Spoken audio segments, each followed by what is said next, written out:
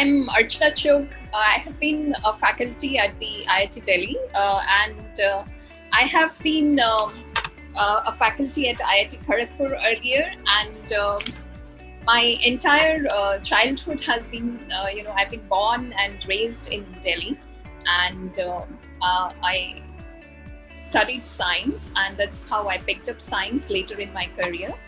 And I, well, uh, in my childhood only, I was very attracted towards science, because I remember when I was in second grade, I was very surprised that the blood could clot, and why it was doing it, because I had pricked myself, and that's what, was something very strange for me to observe, that it had clotted and what it was making it to clot. So these certain things, I think, was already giving me a hint and indication that I would choose science as my career. But at the same time, my parents tell me that, I have been a very creative child at the same time.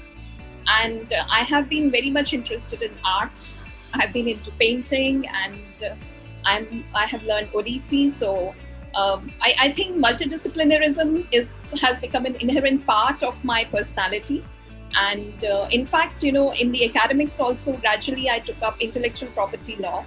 And as a result of that, I was chosen as a faculty in the Rajiv Gandhi School of Intellectual Property Law at IIT Kharagpur.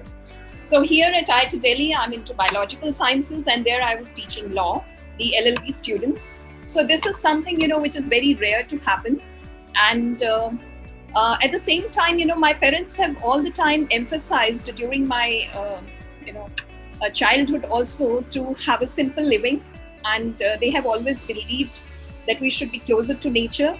And I think as a result of that, probably I have chosen, among all these types of sciences, biology as my area of interest. So currently I'm working on drug delivery, and I have been associated with some of the schemes of DST, where I have been, associated with the Kiran IPR scheme, which is for the women, to give them a break, women who had a break in their career, to give them a chance again and get into a different field of intellectual property rights. So these things are very close to my heart, and I'm very passionate about these schemes, actually.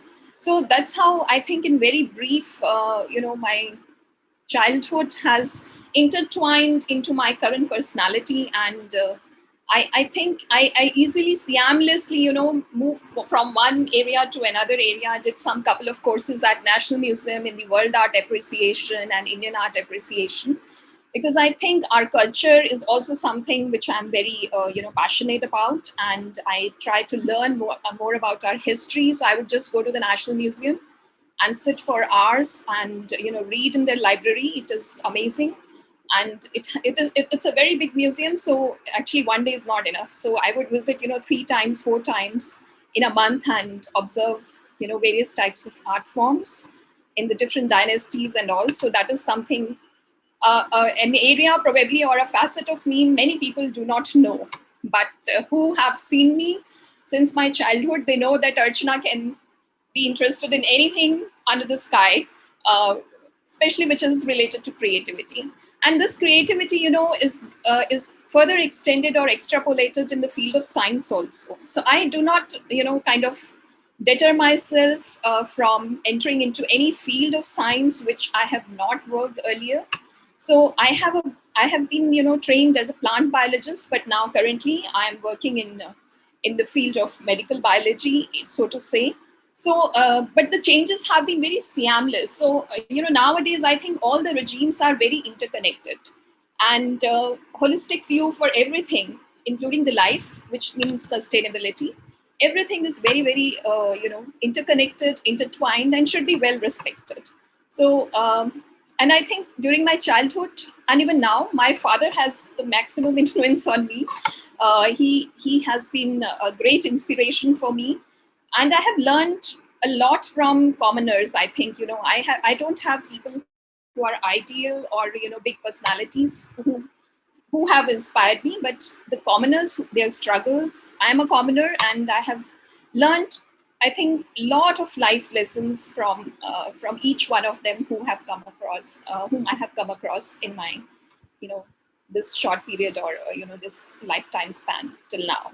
I think it was my some of my seniors in the school who had, I would say, the same wavelength probably. But I think more or less it was my own internal curiosities, which kept on pushing me to explore different areas. And fortunately, my parents have never come in my way, telling me you do that or you don't do that. So they have given me enough freedom, and this is very important because that gets inherited to your next generation as well. So I make sure that I do the same with my children as well. So but these things you don't realize at the time of growing up. Once you become a parent, you realize that what has been given to you as a legacy. So I really value that, the kind of freedom, the whatever decisions would be made at home, I would participate in them. They were being respected, they were being considered, taken into account. I think that is extremely important to give you an individual, independent personality of your own. They play a very inherent part.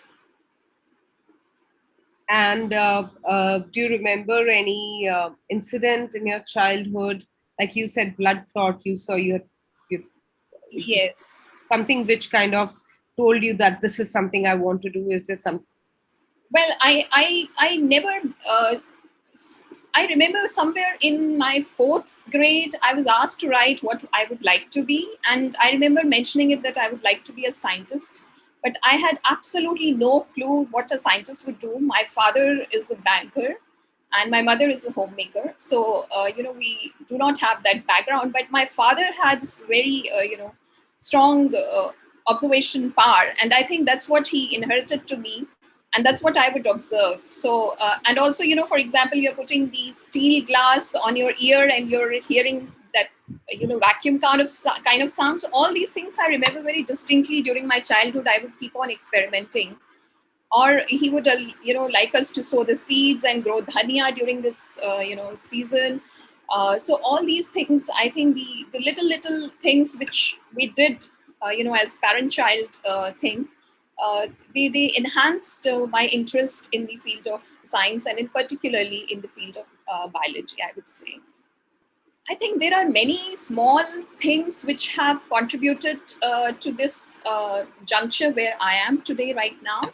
Uh, Not very big things, I would say, but yes, there are challenges which you have to face, and sometimes, as it is being said, adversity can be sometimes a boon for you, and that time you're not able to think of. For example, I remember I when I was doing my masters, I really wanted to get into IIT to do my PhD, and at that time I could not make it, and I was very kind of hurt because I had put a lot of efforts and nothing worked out. Uh, However, little did I know, that I would end up as a faculty, not in one IIT, but I would work, in a couple of IITs. So I think God probably, or destiny, has better plans for you always, and one should trust that if something is not working out, it is going to be for the better. Like Amitabh Bachchan has always said, "Agar man ka ho to acha, na ho to aur bhi acha." So he is from my college, Kirorimal College. So this dialogue I never forget, because that time this probably helped me a lot. When nothing works out, then probably you have to leave it to destiny, and something will shape up. So there have been certain small things which have kind of at that time looked, the future is bleak, nothing is happening, nothing is moving. But I think one should be a believer, firm believer in your own capabilities, and should be a go-getter. Well, success, I think now, for me, the success has never been my main objective. I have been always in search of peace of mind.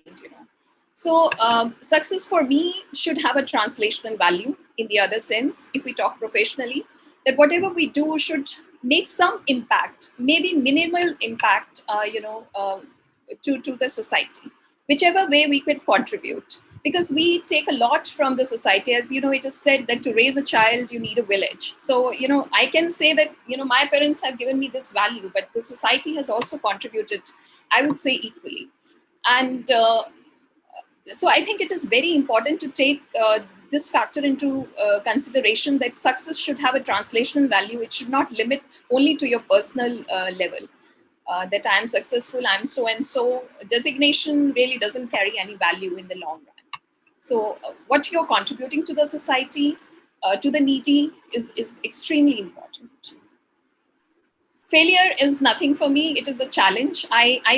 If somebody asks me if I have failed ever, I don't think so. I would say that it has been always a challenge. I have always looked at it as an opportunity to refine myself, as an opportunity to do better, to improvise. So I don't think so I will ever consider that, I have been a failure at anything. I have always taken it as a challenge to overcome that. So failure is not in my dictionary, actually. I do not understand the meaning of it in that sense. Well, I think it's my, not an incident, but by virtue of my nature of being, curious all the time. And also, there are so many challenges in the area where I'm working right now. I really want to make a change where, where we could develop some medicines which can reach from bench to bedside. So that is what has been my aim. Whatever I do probably brings some clinical rewards. It reaches to the patients. And that is what has been my aim. When I was working with the plants, I wanted something to do for the farmers. I would go to the agriculture universities and have interaction there. I love to interact with people. So from whatever domain they are, there is always learning from them. So more you interact, more you observe, uh, it is basically your benefit only. Professionally, I have not. Fortunately, very fortunately, I have not. But when I work with these schemes, I have mentioned like DST TIFAC scheme, which is for giving a new shape to the women who have had a break in their career. I realized that there is so much happening in the society. Gender biasness, gender insensitivity is there. But personally, I have been very fortunate at the professional front. I have never faced this issue. I would consider myself very lucky. Professional level, I have not. But personally, if you would talk about the personal level challenges, after marriage, I think the game changes. It's a game changing phenomena to happen to women in India, I would say. Because being raised in a family where everybody is considered equal, all of a sudden you're made to feel that you're a woman, and there are certain challenges being thrown. There are certain expectations from you which are so surreal and very difficult to meet. That was something which was very, very challenging for me to overcome. But I think my resilience had paid, and we have now 2 small children. I got married at the age of 30, but I had children at the age of 40. So 10 years makes a difference when I think, in terms of personal life. My children would have been college going by this time now, but they are too small right now. But that's okay. I think I'm still much better off than those who don't have right now and have been trying to have. So yes, personally, I think after marriage, it was an eye-opener for me. I think, people who are close to me, they know that I really had to, there was a silent fight for it. I was fighting for it. But at the same time, I never left my, professional life at all. I made sure that whatever is happening in my personal life is not interfering into my professional life. So I, in fact, went to Canada to do my postdoc all alone. And although I was married at that time, but things were not working out, I went because I had the opportunity. And I think that gives an inspiration to the women, that I don't say that you do that, but at the same time, when the challenges are so severe in front of you, then it is better to take a wise decision and move on. At least you will have one thing in your hand. If it is not personal, at least you have professional in your hand. And I think for women, it is extremely important in these days to be financially independent. That is something which we all should keep into consideration. Financial independence gives you a lot of freedom to take your own decisions. I would say to make informed decisions, and the confidence, basically to face the society when you are facing personal issues. So That is something which I would always say to the younger women, that never compromise on your professional life when you're getting an opportunity. You have to balance it, but at the same time, you have to make a stand for yourself whenever required. I remember my PhD supervisor told me that, Archana, once you sit at home, it will be so easy to sit at home, because you have a small child to take care, and whole time will be required for raising the child. But the day you will sit, the day you will make up your mind that I'm not going back to the job, you will never be able to get back to the job. That time I never realized it. But once I had my own children, I think fortunately I was into the job and I had 6 months leave. My students were coming to my home. That time probably, they found it bizarre that I was holding the child in my hand and sitting with them and discussing the results and discussing the manuscripts and all. But now they have also become mothers, and truly, it is very rewarding when they say that, ma'am, we learned a lot from you, that you never left your work. You would carry the baby with you and, just sit with us and discuss, or come over to the department many times, whenever it was required, even during my maternity leave.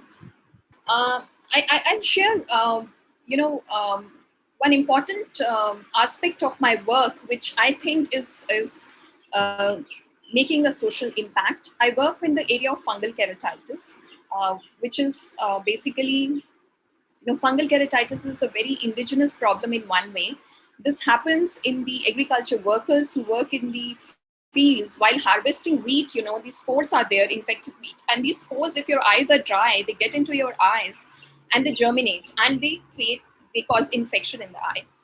So I have been working with a clinician, and we have come up with a strategy through which a drug, which is the first line of treatment, that is natamycin, is able to penetrate in a much better way than it is normally given as a dose. So that is something which I think carries a huge social impact in terms of, because we are touching the strata where generally, no other agency except the Indian agencies would realize its importance. And this project has been sponsored by the Department of Biotechnology as well as DST Nanomation. So that itself speaks of that how lucky we have been and fortunate we have been, that we have been able to convince that this problem will be only, related by only the Indian scientists. The Western countries would not be interested in something like fungal keratitis because of the climate, because here it is tropical, humid. So infections are much more. The level of infection is much more higher, I would say. So that is something where, we think that it is creating an impact. It has the ability to create an impact. And if I talk about the other field of my interest, that is the intellectual property rights, that is also something which I think has somehow, empowered women, because that is something where you don't need to go to the office every day. You can have you can carry out your work at home. So that has been something which I think the government has been also able to kind of, promote, that even after having a break in your career, you can take up the field like intellectual property rights. So that is something which I think where I have made minuscule probably contribution, but I think it's very relevant to have these kind of schemes and be a part of them. Well, I'm trying to take it forward in the sense that, by virtue of being the profession I'm into, I'm being a professor in the field of sciences. You inspire, willingly and sometimes silently to certain students. I think that is the biggest reward you can have in your lifetime, that a student comes back and tells you that, ma'am, we look up to you. You are an esteemed teacher. So this is one impact I can think of, which I think, by virtue of my profession, I'm able to do. And I'm able to do the justice to the profession then, because that is what it is meant to be, to create a generation which is compassionate. Technologies we can learn anywhere in the world. You go to the lab, you will learn it if you're a learner. But that the way of conducting research, the way of conducting yourself, I think you learn by observing your seniors, and in your lab, the group leader, how the mentor, how he is conducting or she is conducting herself. All these silent observations ultimately become the dominating part of your life. I try to do many things. I, as I mentioned, that I a nature lover, and I teach bio-inspiration and biomimetics, and there I teach principles of nature. So one of the principle of nature is very close to my heart. Nature never maximizes; it optimizes. So that is what is sustainability, according to me. Nature is able to sustain because it has no greed. It will not store anything, just for the heck of it. So it is the one which is optimizing anything which nature is producing. It is able to recycle. So that is something which I teach my children, and I teach my students, and I try to practice myself. Even in the lab, also many times. Very recently, I conducted, one meeting where the issue was that how do we do the greening of our labs? That how do we minimize the use of the plasticware in the labs? So all these innovative things, I want my students to think of and come up with the ideas. And of course, I have been also very influenced by Dr. Sagar, who was the owner of the firm Bremfree and Sagar, where I worked as a patent associate for a year. I observed him. He was a very simple person, although he's considered to be, the father of intellectual property law, bringing intellectual property law. It was the first IP law practicing firm in India, and he would just come in one Maruti. He he is, an owner of a huge firm with businesses across the countries, cross countries, and he would only get home cooked food, and he would wish every person in his office and ask every day that how he or she is doing. So that is something which touched my heart. These are the qualities of a leader. You don't really have to show off, but these are the things which you need to observe to connect to the people heart to heart. So if you have a good employer employee relationship, I think that goes a very long way. That is something which I kind of learned in the corporate experience which I had, that sustainability is very important there also, to have a good employer-employee relationship, have respect for each other.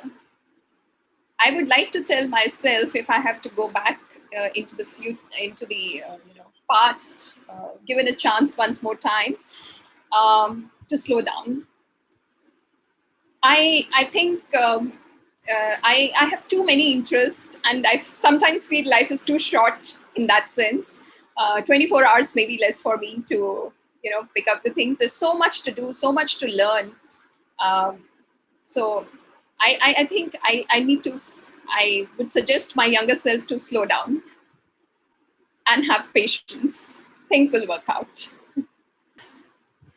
If I have to redo something, probably would be, to gain more strategic, abilities to deal the interpersonal relationships in terms of, um, uh, married life. I think, because the society is so differential once you are married and once you're not married. So it's altogether a different world. That was something which I think is the main juncture, which I would say could be a life turning point for me. It made me stronger. Made me stronger.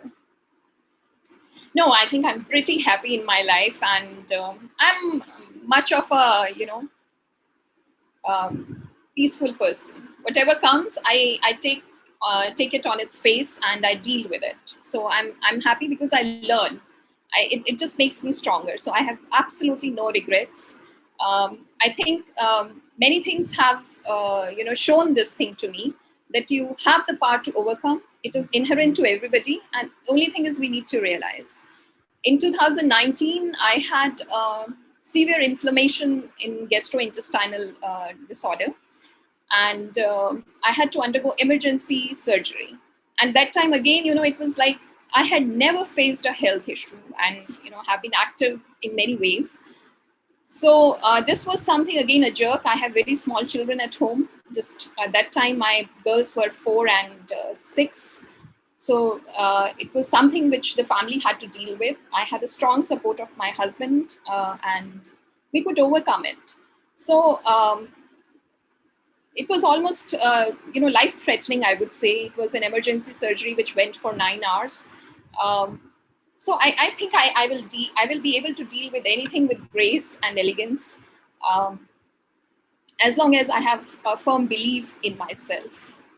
I think it's because the level of curiosity is so high, and you just need to learn from everybody. I think I enjoy talking to anyone and learn from them. Every one of us has so much to learn from our surroundings, from children.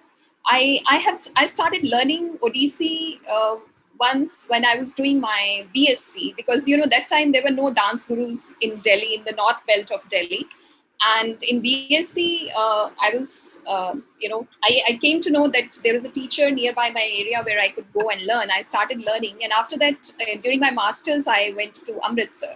So there was a break, and then I came back and I joined National Museum for the art appreciation. The classes would be taking place in the evening. So one dadi would come with her, pota to learn. So that was again an inspiration for me. And there I met Kiran Sehgalji, with whom, my guru had learned. So she's a disciple of Mayadhar Rawatji. And that's how I got back in touch with my Odissi guru again. And I started learning when I was doing my PhD. So at that time, I was 23, 24. And there were certain steps which I was learning from a 7-year-old girl, because she had the flexibility of the body, but I didn't mind. She was really like a instructor to me. So I think I being open-minded, being curious is something very inherent. So that is why probably gives me the energy to keep going. By the way, that makes me remind that even my doctor, when I had the surgery in 2019, my hemoglobin had gone to 6.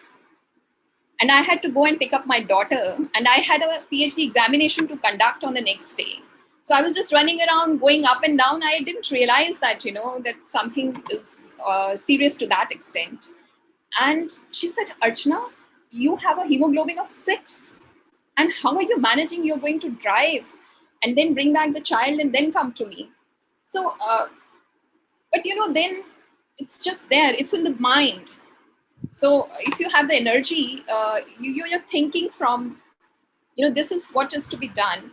So I think you overcome all these obstacles. These are something very, minor if you have a strong willpower and a faith in yourself and the higher power, probably. I do a lot of things. I listen to music. I read whenever I get time nowadays. And also, I like to travel.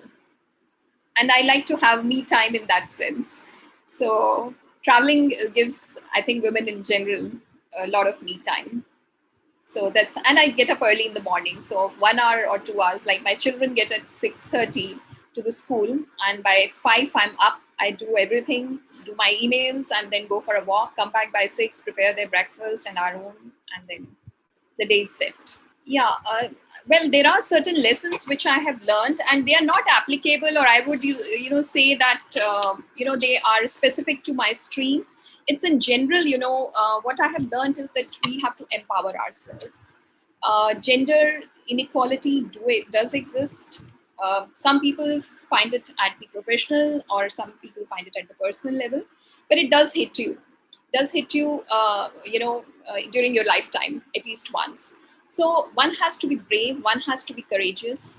And also, as I said, one has to have that fire in the belly all the time. So if that fire in the belly is there, you can overcome any obstacle. These are minor obstacles, when you sit back and you think of, we have to be larger than these obstacles. So, when times are tough, one should know that we are also tough. Yes, Archana would like to do in the near future probably is to resume her travel. It got restricted because of my surgery, and then came the pandemic, and I lost track of even my passport. So, travel is something I would like to get back into, because that gives you a lot of chance to interact.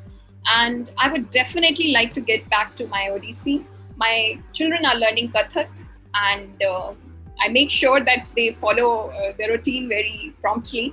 So that is also something, kind of reliving my days through them, seeing them perform, that Um,